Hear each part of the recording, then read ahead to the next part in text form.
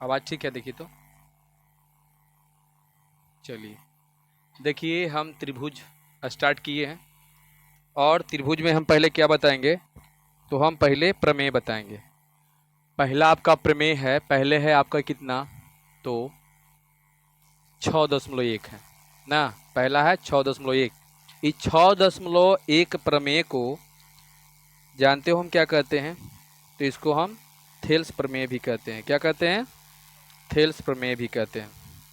यानी एक जो गणितज्ञ हैं उनका नाम क्या है? थेल्स, है ना।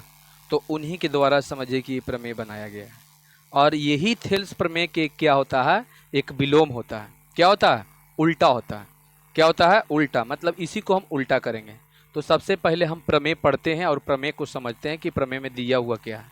ठीक, देखिए प्रमेय में दिया गया है कि किसी त्रिभुज की एक भुजा के समांतर, है ना, किसी त्रिभुज के, त्रिभुज होना चाहिए, त्रिभुज की एक भुजा के समांतर अन्य दो भुजाएं, है ना, दो भुजाएं को भिन्न भिन्न बिंदुओं पर प्रतिच्छेद करने के लिए रेखा खींची जाए तो ये अन्य दो भुजाएं एक ही अनुपात में विभाजित होते हैं।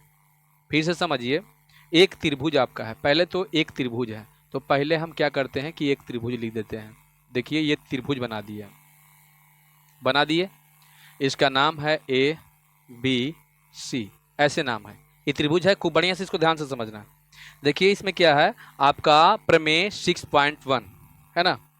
यदि किसी त्रिभुज के एक भुजा के समांतर अन्य दो भुजाओं को भिन्न भिन्न बिंदुओं पर प्रतिच्छेद करने के लिए ये रेखा खींची जाए, है ना, रेखा खींची जाए तो ये अन्य अन्य दो भुजाएं एक ही क्या अनुपात में विभाजित होते हैं। कहने का इसका मतलब क्या है, से पहले समझ लीजिए। एक त्रिभुज है, हम इसमें से किसी भुजा के समांतर एक रेखा खींच सकते हैं। तो मान लीजिए कि मेरा क्या है, बीसी भुजा है। क्या है? बीसी भुजा है। अब बीसी के हम समांतर एक रेखा खींचते हैं, तो देखिए समांतर एक रेखा इसी पर खींचना है, त्रिभुज पर ही खींचना है। चलिए इसका नाम है ई एफ। क्या है? E F. बताइए ई एफ हम क्या खींच दिए? समांतर रेखा, है ना। बताइए किस त्रिभुज के किस भुजा के, त्रिभुज में किस भुजा के समांतर हम रेखा खींचे हैं? बीसी भुजा के समांतर खींचे हैं। ऐसा भी हो सकता है कि यहाँ पर ऐसे हम त्रिभुज बना दिए, है ना, ऐसे त्रिभुज बना दिए और यहाँ पर हम ऐसे भी खींच सकते हैं। ठीक, ज़्यादा स्मार्ट मत बनो। ए बी सी, है ना, डी और ई, ऐसे भी खींच सकते हैं। मतलब त्रिभुज के, है ना, किसी भी त्रिभुज के किसी भी भुजा के समांतर रेखा हम खींच सकते हैं। तो वो क्या होता है, जब समांतर रेखा खींचेंगे तो वो अनुपात में, है ना, यानी कि समानुपाती होता है। अन्य जो दो भुजाएं पर जहां काटेगा वो समानुपाती होता है। कैसे होता है, तो ध्यान से देखिए। यहां पर रेखा खींच दिए, ठीक। अब देखो कैसे बराबर होगा, ए ई बट्टे बी बराबर ए एफ बट्टे एफ सी। आगे बात समझ में, जब इतना बट्टे इतना तो ये इतना बट्टे इतना, ठीक है। अच्छा आगे देखते हैं, ए ई बट्टे ए बी, तो यहाँ हो जाएगा एफ बट्टे ए सी। आ रहा है बात समझ में? और क्या होगा, तो देखिए बी बट्टे ए ई, तो यहाँ हो जाएगा ई सी बट्टे, है तो एफ सी बट्टे एफ सी, चाहे सी एफ बट्टे ए एफ। बोलिए आया बात समझ में? चाहे ऐसे भी हो सकता है कि ए बी बट्टे ए ई बराबर ए सी बट्टे ए एफ, ऐसे भी हो सकता है। बोलिए ये बात समझ में आ गया सबको के? नहीं समझ में आया? यानी कि ये बी सी किसी भी त्रिभुज के, है ना, किसी भी त्रिभुज रहे और त्रिभुज के जब हम उसके एक भुजा के समांतर रेखा खींचेंगे तो त्रिभुज के जो दो भुजा होगा उसके भिन्न भिन्न जगह पर काटेगा, काटेगा ना। अब ऐसा कोई जरूरी नहीं है कि एक बीचे बीच ही कट रहा है ना, ऐसा नहीं। मतलब भिन्न भिन्न, मतलब एकरा में कुछ अलग काट रहेगा ना, एकरा में अलग, लेकिन एक समांतर होना चाहिए। क्या होना चाहिए? समांतर होना चाहिए, ठीक है। बीच में भी हो सकता है, है ना। तो सीधे हमको उतना दिमाग नहीं लगाना है, हमको इतना दिमाग लगाना है कि जो ये BC है एक समांतर हमको खींचना है, चाहे ये इसके बीच में ही पड़ जाए, चाहे इसके बीच में पड़ जाए, इससे हमको मतलब नहीं है। हमको केवल यही मतलब है कि नीचे वाला भुजा का समांतर खींच दिए। जब समांतर खींचेंगे तो ये समानुपाती हो जाता है, यानी दोनों एक ही अनुपात में ये बराबर हो जाते हैं, है ना। मतलब जब अनुपात के मतलब बट्टा, ये बट्टा में क्या हो जाते हैं, बराबर हो जाते हैं। तो जैसे में देखिए AE को ले रहे हैं, AE बट्टे B ले रहे हैं, तो ये पट्टी हो जाएगा AF बट्टे FC। मतलब जैसे इसको ले रहे हो ना, उसी तरह से इसको लेना है। यदि इसको पहला बड़ा भुजा को ले रहे हो, छोटका को पीछे लीजिएगा, तो इसका भी बड़ा भुजा को लीजिए, छोटका को पीछे लेना है। आया कुछ समझ में कि अभी भी नहीं समझ में आया? हाँ। अब इसी पर जो है, मतलब कि इसी पर आपका मैथ भी दे सकता है। कैसे देगा? तो दे देगा कि बउआ यहाँ पर आपका B जो है 4 है, और यहाँ पर आपका 3 है, और यहाँ पर आपका X है, और यहाँ पर आपका 6 है। ऐसे दे दिए। तो क्वेश्चन में बोल रहा, लेकिन एक बात और ही दिया है इसमें, क्वेश्चन में पहले ही लिख दिया है कि भाई EF आपका समांतर है BC, ये पहले ही लिख दिया है। ठीक है। तो हम सोचेंगे कि अच्छा EF समांतर, जब ये दोनों क्या है, ये समांतर है, तो ये नियम तो लागू ये होता है कि ये दोनों समानुपाती हो जाता है, दोनों पट्टी वाला भुजा जो है समानुपाती हो जाता है। तो क्या इसको हम कहेंगे कि जब क्या, तो EF समांतर BC, EF समांतर BC, तो इसलिए AE बट्टे BE बराबर AF बट्टे FC। बोलिए इसे लिख सकते हैं या नहीं? लिख सकते हैं ना? लिख सकते हैं कि नहीं लिख सकते हैं? लिख सकते हैं। अब E पहले बताइए कि जब इतना लिख सकते तो एक का जगह पर कौन जाएगा? 3 जाएगा। इसके जगह पर कौन जाएगा? 4 जाएगा। और AF के जगह पर 6 जाएगा। और एक का जगह पर कौन जाएगा? X जाएगा। अब एक कंडीशन में क्या हो जाएगा आपका? तिरछा तिरछी गुना, तो 3x बराबर कितना हो जाएगा, है ना। 3x बराबर हम कहेंगे नहीं, गुना हम नहीं करेंगे, तो 4 गुने 6 कर सकते हैं, कर सकते हैं ना। तो बताओ ये दोनों में क्या है? गुना। तो बताइए कि x बराबर क्या हो जाएगा? ये गुना है, ऊपर टी भाग हो जाएगा। बोलिए ऐसे हो जाएगा, बट्टा में 3। अब बताओ 3 दूनी 6 यानी 4 दूनी 8, इसलिए x बराबर आपका कितना आया? 8 आया। आया कुछ समझ में?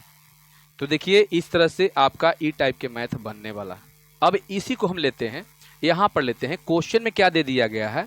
तो क्वेश्चन में दे दिया गया है कि भाई डी समांतर आपका AB है, ऐसे दे दिया। ठीक है। यहाँ पर मान लीजिए कि इस टाइप से दिया हुआ है। तो जब समांतर है तो हम क्या कहेंगे? हम कहेंगे कि आपका B जो है B बट्टे EC होगा, और बराबर AD बट्टे DC। ऐसे होगा कि नहीं? चाहे ऐसा भी हो सकता है कि BC बट्टे EC बराबर AC बट्टे DC। ऐसा हो सकता है कि नहीं?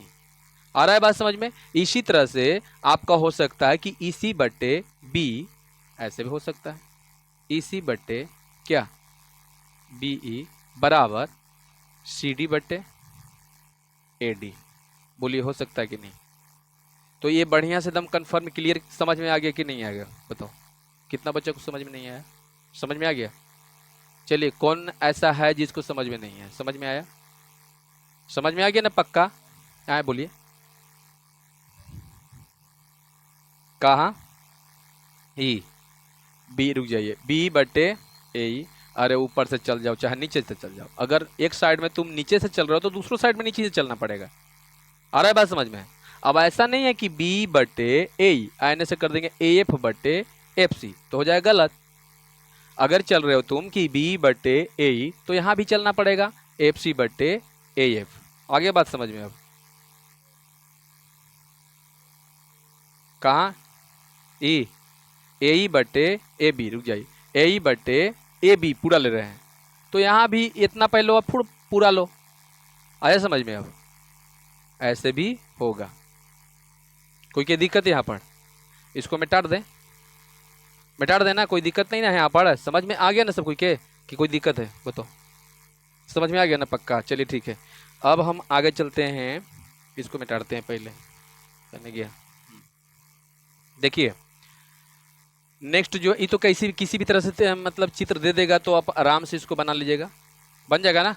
चलिए आपको यही ख्याल देखना है कि वो समांतर कोई मतलब कोई त्रिभुज में, किसी भी त्रिभुज में वो समांतर है कि नहीं है, समांतर है कि नहीं है।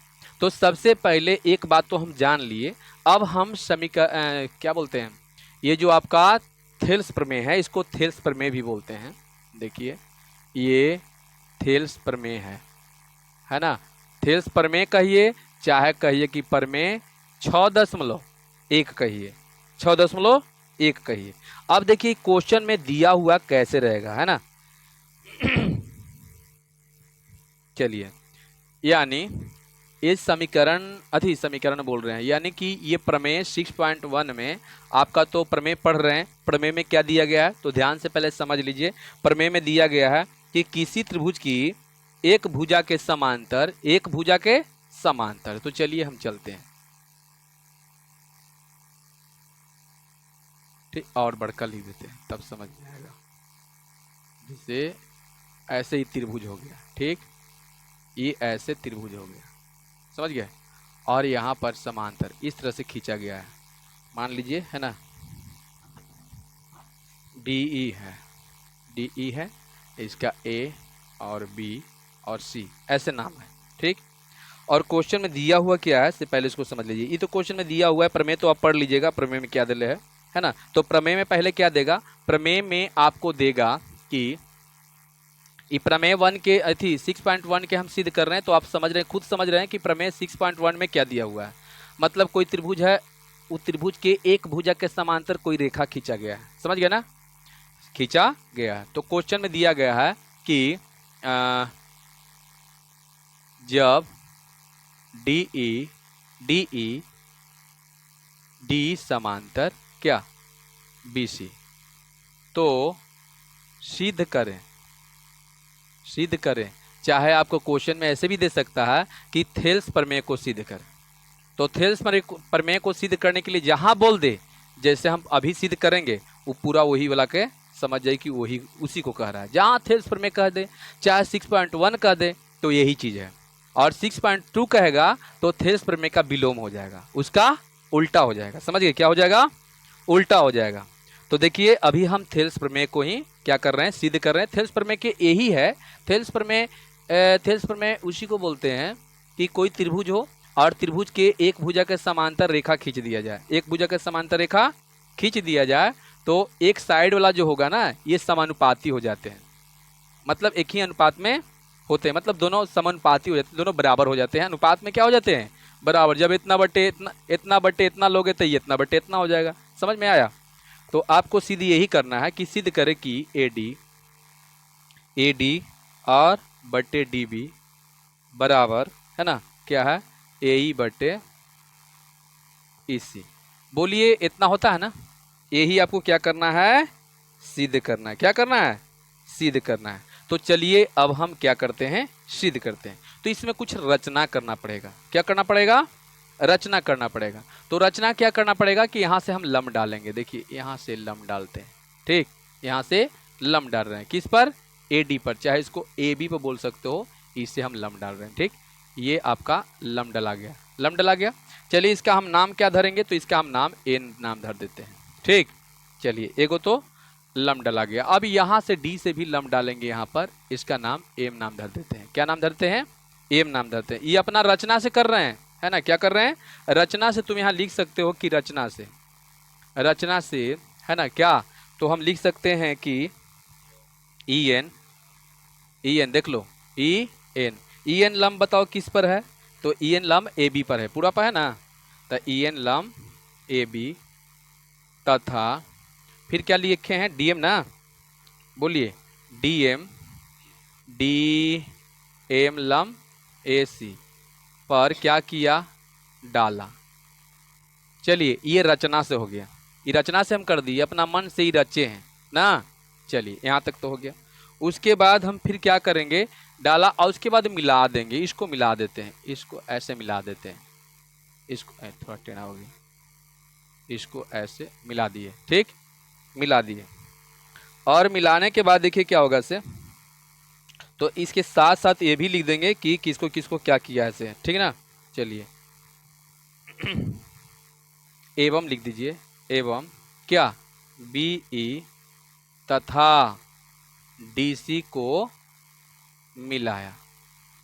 चलिए मिलाया, ये आप याद कर लीजिएगा इसको, ठीक है ना, एक बार बनाओगे याद हो जाएगा। चलिए यहाँ तक तो हो गए हम।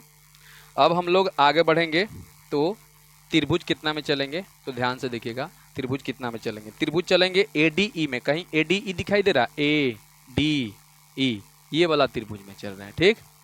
तो त्रिभुज ए डी ई, बताइए बड़ा त्रिभुज में कि छोटा त्रिभुज में, बताइए। छोटा त्रिभुज में चल रहे हैं, ठीक।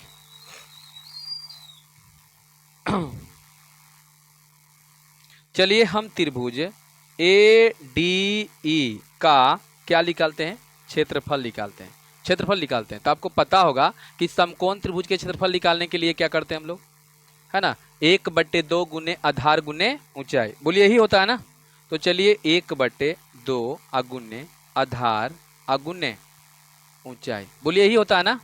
चलिए अब चलिए आगे बढ़ते हैं। त्रिभुज ए डी ई का क्षेत्रफल बराबर, तो 1/2 अगुने आधार कौन है, तो यहाँ पर देखिएगा आधार का काम एडी काम कर रहा है, क्योंकि जब ये लंब डला रहा है, कोई भी त्रिभुज ऐसे रहे है, ऐसे यहाँ से लंब डलाल है, तो आधार के काम यही करेगा कि नहीं, ऊंचाई के काम ही करेगा, करेगा ना।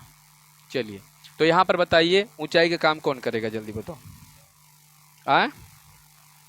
ये आधार का काम हो जाएगा एडी, अगुने ऊंचाई करेगा ई एन, बोलिए होगा ना। चलिए यहाँ तक आपको समझ में आया कि नहीं आया, बताओ, आया ना। तो ई आपका समीकरण कितना हो जाएगा, 1 हो जाएगा। समीकरण कितना होगा, 1। यहाँ तक समझ में आया कि नहीं, हाँ। चलिए इसी तरह से यही त्रिभुज में फिर चलेंगे, वही त्रिभुज चलेंगे लेकिन आपकी लेफ्ट से चलेंगे। तो बताइए आपकी ऊंचाई कौन बन जाएगा, डीएम, आधार कौन बन जाएगा, एई, एई ना, एई हो जाएगा, ठीक। तो चलिए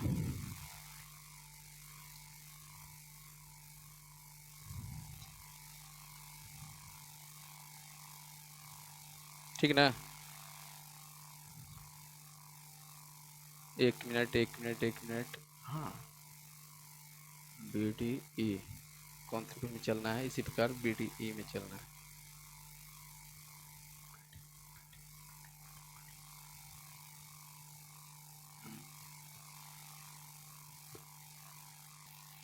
तो देखिए यहाँ तक तो मेरा आ गया।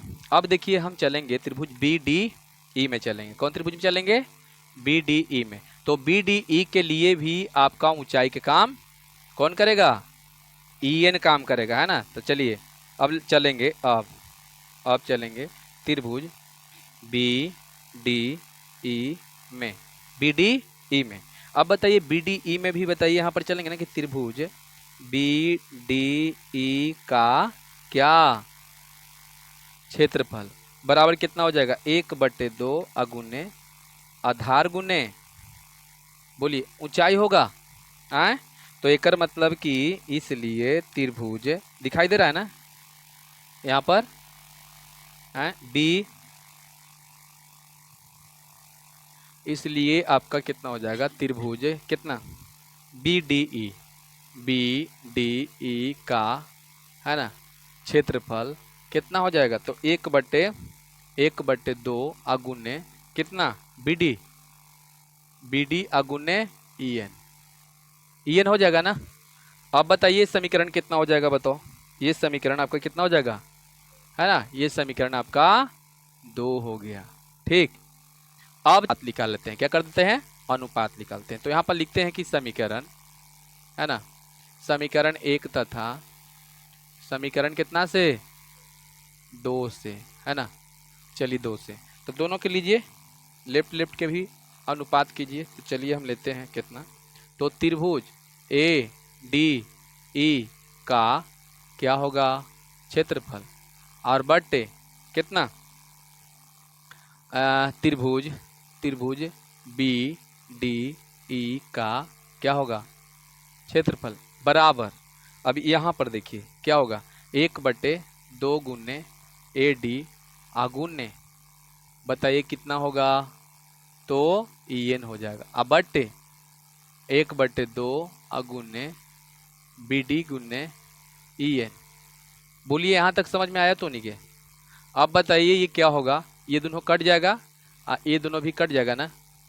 तो इसका मतलब कि इसलिए त्रिभुज ए डी ई का क्षेत्रफल और बट्टे त्रिभुज बी डी ई का क्या क्षेत्रफल बराबर ए डी अब बट्टा में बी डी। ये समीकरण कितना हो गया जल्दी बताओ? ये समीकरण आपका 3 हो गया, समझ गए? हाँ चलिए अब इसी प्रकार हम क्या करते हैं, इसी प्रकार हम निकालते हैं कितना, इसी प्रकार बताइए त्रिभुज कितना, तो ए डी ई का जल्दी बताओ क्या होगा, क्षेत्रफल ना। तो ए डी ई का क्षेत्रफल कितना हो जाएगा, तो 1/2 गुने कितना बताइए, ए ई गुने डी एम है ना। ये समीकरण कितना हो गया जल्दी बताओ? 4 हो गया, 4 हो गया ना। और पुनः लिखिए फिर त्रिभुज कितना के, तो डी ई सी है ना, डी ई सी का बताओ क्षेत्रफल कितना होगा जल्दी बताइए। 1/2 गुने बताइए कितना, ई सी ना, ई सी या गुने डी एम।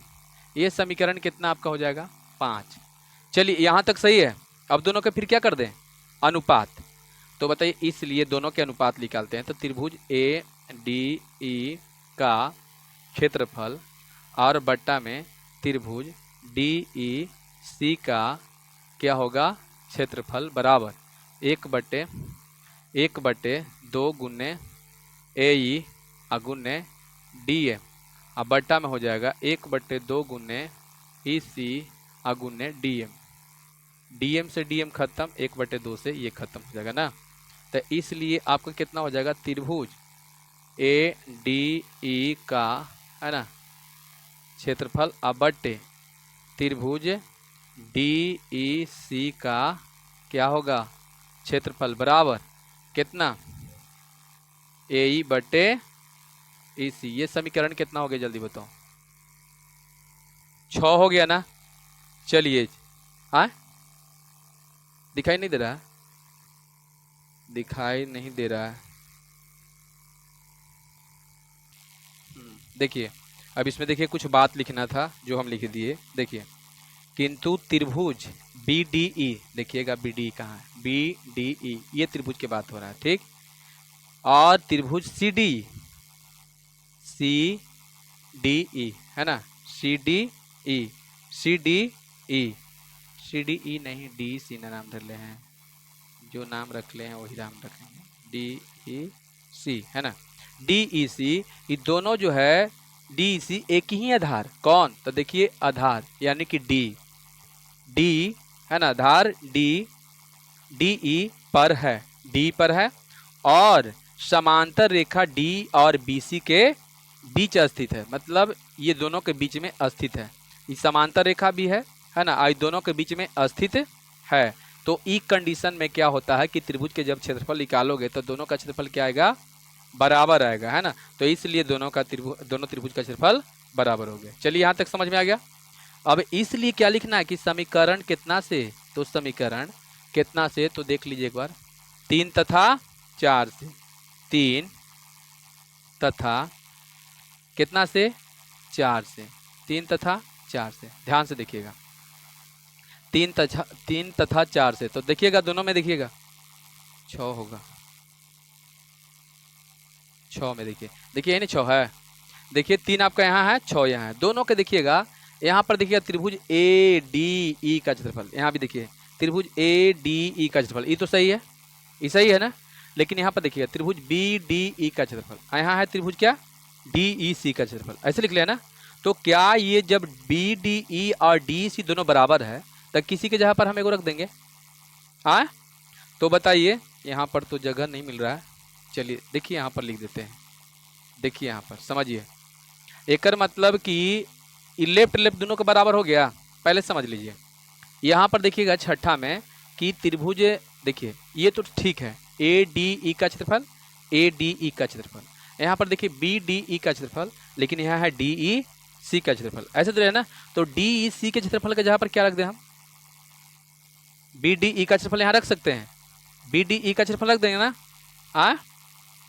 त्रिभुज, इसको उतार लीजिएगा पहले। इधर दिखाई दे रहा है, इधर दिखाई दे रहा है यहाँ, तो चलिए यहाँ पर लिख देते हैं। ठीक, देखिएगा जब दोनों बराबर है तो क्या हम ऐसे लिख सकते हैं कि त्रिभुज ए डी ई का क्षेत्रफल अब बटे त्रिभुज बी डी ई का क्षेत्रफल बराबर कितना है, तो ए डी बटे क्या है, ए डी बटे बी डी है, यही है ना। इतना है। और लगले हम एक और के क्या लिखेंगे, एक और कितना दिले था, तो त्रिभुज क्या है ए डी ई का क्षेत्रफल अब बटे त्रिभुज बी डी ई का क्षेत्रफल। बताइए ये बी डी क्यों लिखे, क्योंकि दोनों बराबर है, समझ गया। बराबर में फिर कितना लिखेंगे, ए बटे ए सी, बोलिए यही ना। तो यहाँ लिखते हम, लेकिन हम लिखे नहीं है, तो एक मतलब कि बताइए ये लेफ्ट दोनों के बराबर है, बताइए लेफ्ट बराबर है। तो बताइए हम यहाँ पर पहले ही लिख दिए कि समीकरण 3 तथा समीकरण 6 से, तो जब दोनों के लेफ्ट बराबर है तो बताइए राइट भी क्या हो जाएगा। तो इसलिए डायरेक्ट हम लिख देते हैं कि ए डी बटे बी डी आप बराबर ए ई बटे ए सी। देखिए यही ना प्रूव करना था, ये देखिए ये प्रूव्ड हुआ, समझ गया ना। एक कोई ज़रूरी नहीं है कि लिखना जरूरी है, डायरेक्ट आप इतना लिख सकते हैं, यहाँ से डायरेक्ट इतना लिख सकते हैं, समझ गया ना। यही है थेल्स प्रमेय। चलिए इसको अब उतारिए।